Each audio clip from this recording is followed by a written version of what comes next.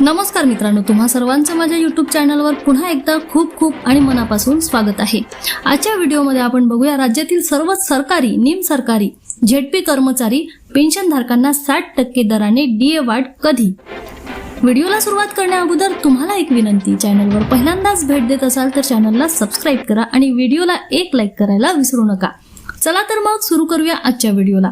राज्यातील सर्वच सरकारी, निमसरकारी, झेडपी कर्मचारी तसेच पेन्शनधारकांना 60% दराने डीए वाढ कधी होणार याबाबत सविस्तर अपडेट पुढील प्रमाणे पाहूया। राज्यातील या कर्मचाऱ्यांना 60% वाढीचा जीआर राज्य शासनाच्या सामान्य प्रशासन विभाग, वित्त विभाग मार्फत यापूर्वी लागू केलेल्या निर्णयानुसार केंद्र सरकारच्या धर्तीवर दिनांक 1/1/2026 पासून अखिल भारतीय सेवेतील अधिकारी तसेच निवृत्ती वेतनधारक त्याचबरोबर राज्यातील न्यायिक अधिकाऱ्यांना 60% डीए वाढीचा शासन निर्णय निर्गमित करण्यात आलेला आहे।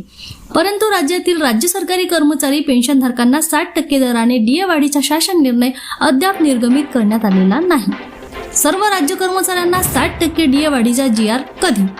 राज्यातील सर्व कर्मचारी तसेच पेन्शनधारकांना दिनांक 1/1/2026 पासून महागाई भत्ता 60% दराने 2% डीए वाढ लागू करणे संदर्भात अधिकृत शासन निर्णय जुलै 2026 अखेर निर्गमित होण्याची शक्यता आहे।